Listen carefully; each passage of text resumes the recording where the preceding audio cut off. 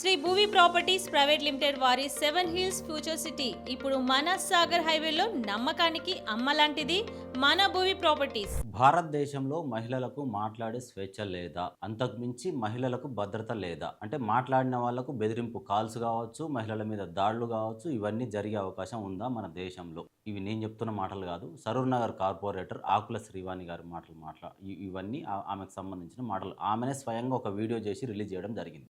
ఆడదానిగా మాట్లాడాలని నువ్వు నాకు చెప్పనవసరం లేదు. నేను ఏంటి అన్నది నాకు తెలుసు, నేను ఎలా మాట్లాడాలో అన్నది నాకు తెలుసు. ఎవరండి నాకు చెప్పడానికి? మీరెవరండి నాకు చెప్పడానికి? నీకు నేను చెప్పింది బాధ అయితే వినకు. ఎవరు వినమన్నారు మిమ్మల్ని? వినకండి. అసలు తనకు జరిగింది ఏంది? ఎవరి నుంచి బెదిరింపు కాల్స్ వెళ్ళినాయి? ఎవరు తను బెదిరించాల్సిన అవసరం ఎవరికి ఉంది? అసలు తను ఏం మాటలు మాట్లాడింది?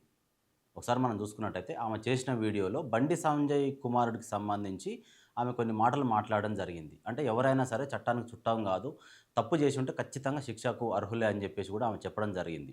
దాన్ని దృష్టిలో పెట్టుకొని కొంతమంది ప్రతిపక్ష నాయకులు కావచ్చు ఆమెను బెదిరించడము, ఎవరెవరికో కామన్ పీపుల్స్ కూడా తన నెంబర్ ఇవ్వడము, ఫోన్లు చేయించడం, ఫోన్లలో బెదిరియడము, నువ్వు ఎందుకు మాట్లాడట్లేవు అంటే మీ పార్టీ వాళ్ళని చెప్పా, బీజేపీ వాళ్ళన్నా, ఒక కేంద్ర హోంశాఖ సహాయక మంత్రి కొడుకనా, ఎందుకు మీరు ఆయన గురించి మీరు వాయిస్ చేయట్లేరు, ఎంత సింపుల్గా మీరు మాట్లాడి వదిలేస్తున్నారు అంటే చిన్న చిన్న వాటికి ఆకుల శ్రీవాణి గారు ముందుండే వ్యక్తి అలాంటిది ఇంత పెద్ద ఇష్యూ అయింది. ఒక మైనర్ బాలిక వాళ్ళ కుటుంబ సభ్యులతో సహా కలిసి పేట్ బషీరాబాద్ పోలీస్ స్టేషన్లో కంప్లైంట్ ఇస్తే కంప్లైంట్ తీసుకోకుండా దాదాపుగా ఆ పిఎస్ వారు దాదాపుగా ఉదయం నుంచి సాయంత్రం వరకు 6 నుంచి 8 గంటల వరకు ఖాళీగా కూర్చోబెట్టిరు.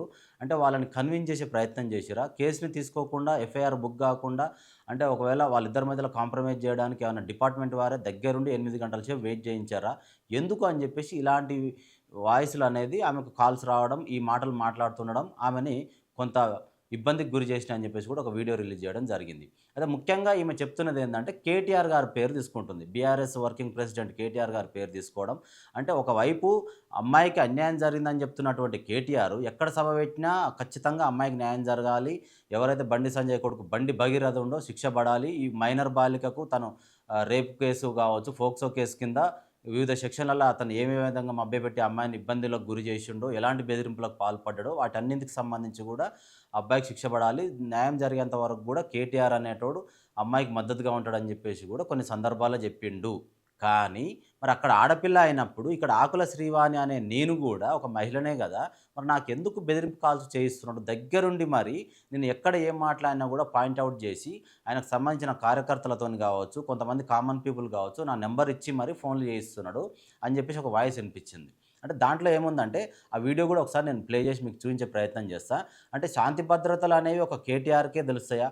ఒక అమ్మాయికి అన్యాయం జరిగితే ఆ ఒక్క విషయంలోనే ఉంటుందా? అంటే ఒక అమ్మాయికి న్యాయం జరగాలంటే ఇంకొక మహిళకు అన్యాయం జరగాల, అంటే ఆమెకు న్యాయం జరగాలని కోరుకుందాం, అందులో నేను కూడా ప్రథమ స్థానంలో ఉంటా. కానీ ఇంకొక అమ్మాయికి అన్యాయం జరగాల అంటే ఒక కార్పొరేటర్ స్థాయిలో ఉన్నటువంటి నేను, ఆకుల శ్రీవాణి అనే నేను మహిళని కాదా, మనిషిని కాదా? నన్ను గుర్తించరా ఈ సమాజం? కేటీఆర్కి కనబడట్లేదా? వాళ్ళ ఇంట్లో ఆడకూతురు అయితే ఇలానే బెదిరింపులు చేయిస్తారా? ఎవ్వరు ఎన్ని బెదిరింపులు అయినా సరే ఆకుల శ్రీవాణి ఎక్కడ భయపడదు, భయపడే ప్రసక్తే లేదు. మా పార్టీ సిద్ధాంతమైనా సరే, మా మా పార్టీ లైన్ అయినా సరే మేము దాటి ఎప్పుడు కూడా ముందుకు పోము. మేము ఎక్కడెక్కడ వాయిస్ ఏ టైంలో వినిపించాలో మా మా సీనియర్ నాయకులు కావచ్చు, మోడీ గారి ఆధ్వర్యంలో కావచ్చు, మేము ప్రతిదానికి స్పందిస్తూనే ఉంటాం. అమ్మాయికి అన్యాయం జరిగింది నిజమే అయితే ఖచ్చితంగా కోర్టు తనకి ఖచ్చితంగా శిక్ష వేసే అవకాశం ఉంటుంది. అక్కడ బండి సంజయ్ కొడుకు అయితేంది, సామాన్యుడు అయితేంది, బీసీ బిడ్డ అయితేంది, ఇంకోరు అయితేంది, ఎవరైనా సరే చివరికి నా బిడ్డ అయినా సరే తప్పు చేసినప్పుడు ఖచ్చితంగా శిక్షకు అర్హుడే అవుతాడు. నేను అంత మాత్రాన నన్ను టార్గెట్ చేయాల్సిన అవసరం కేటీఆర్కి ఏముంది? ఆయన ఇలాంటి బెదిరింపులకు పాల్పడితే ఊరుకునేది లేదు. ఎంత దూరమైనా సరే నేను కూడా వెళ్ళడానికి సిద్ధంగా ఉన్నా అని చెప్పేసి కూడా ఆమె చెప్పడం జరుగుతుంది.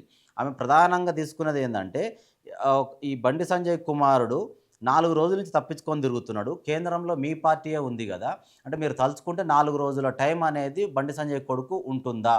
అంటే డిపార్ట్మెంట్ ఇవ్వగలుగుతుందా? ఒక కామన్ మ్యాన్ తప్పు చేస్తే 24 గంటల్లో ఎఫ్ఐఆర్ బుక్ అయింది. పోక్సో చట్టం అనేది మేజర్గా దేశం మొత్తం మీదనే మేజర్గా ఏదైనా కేసు ఉంది, మేజర్ శిక్ష దేనికన్నా పడుతుంది మన భారతదేశంలో అంటే ఒక పోక్సో కేసుకు మాత్రమే.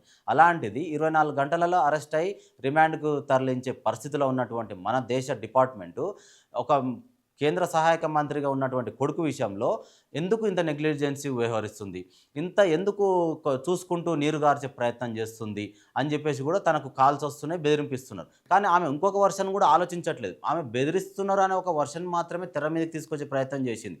కానీ ఎన్నో విషయాల్లో అంటే ఒక లవ్ జిహాద్ విషయం కావచ్చు, లేకపోతే ఇంకేదైనా కుల మతాలకు సంబంధించి కావచ్చు, ఒక దేవాలయాల మీద దాడి జరుగుతున్న సంఘటనల విషయంలో కావచ్చు, కొంతమంది మహిళా నాయకురాళ్ళు ముందుండి మాట్లాడతారు, కొట్లాడతారు, పోరాడుతూనే ఉంటారు. కానీ ఈ అమ్మాయి అంటే ఆ అమ్మాయి పేరు ఎక్కడ కూడా రివీల్ కాలేదు, ఇప్పటివరకు ప్రస్తావించలేదు. ఎందుకంటే ఒక అమ్మాయి ఆల్రెడీ ఒక బాధను అనుభవిస్తూ కేసు పెట్టడానికి వచ్చింది, న్యాయం కోరుతూ వచ్చింది. అలాంటి అమ్మాయికి సంబంధించిన కుటుంబ సభ్యుల పేర్లు కానీ, వాళ్ళ ఫోటోలు కానీ, అమ్మాయికి సంబంధించిన డీటెయిల్స్ కానీ ఎక్కడ కూడా మనం చూపించడం ధర్మం కాదు. ఎందుకంటే అమ్మాయి న్యాయం జరగకపోగా మనం అన్యాయం చేసిన వాళ్ళు అవుతాం కాబట్టి ఆ అమ్మాయికి జరిగిన విషయంలో న్యాయం కోరుతూ ముందు ఉండే మీరు ఈ విషయంలో ఎందుకు మీరు వాయిస్ ఇవ్వట్లేరు? పబ్లిక్ మధ్యకు ఎందుకు రావట్లేరు?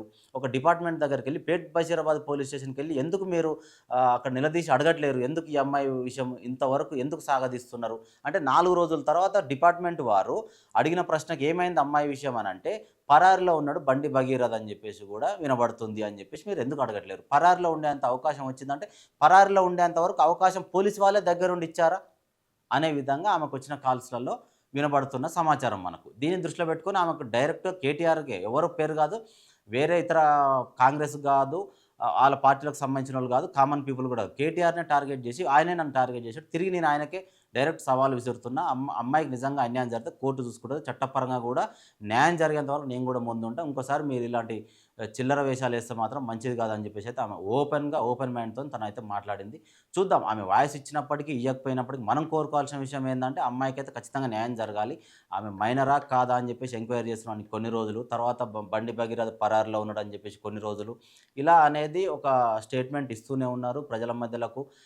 అంటే క్లియర్గా అతన్ని అరెస్ట్ చేశాము, రిమాండ్కి పంపించాము అనేది కాకుండా పరారులో ఉన్నాడు, ఆమె మైనరా కాదా అనేది ఎంక్వైరీ చేస్తున్నాము. నిజంగా అతను ఆమెను అలా మభ్యపెట్టినట్టయితే, మానభంగం చేసినట్లయితే ఖచ్చితంగా శిక్ష అర్హుడే అని చెప్పేసి కూడా చెప్తున్నారు. చూద్దాం, ఈరోజు మధ్యాహ్నం 2 గంటల టైంలో తను వెళ్ళాల్సి ఉండే పేట్ బషీరాబాద్ పోలీస్ స్టేషన్కు సిట్ అనేది వేయడం జరిగింది. ఒక ప్రముఖ ఆఫీసరు విచారణలో అతను వివరణ ఇవ్వాల్సిందిగా ఉండే. తదుపరి ఏం జరుగుతుంది, వివరణ ఏం జరిగింది, తను వెళ్ళిన తర్వాత నిజ నిర్ధారణ అనేది ఏం జరిగిందో కూడా మనం చూడాల్సిన అవసరం అయితే ఉంది.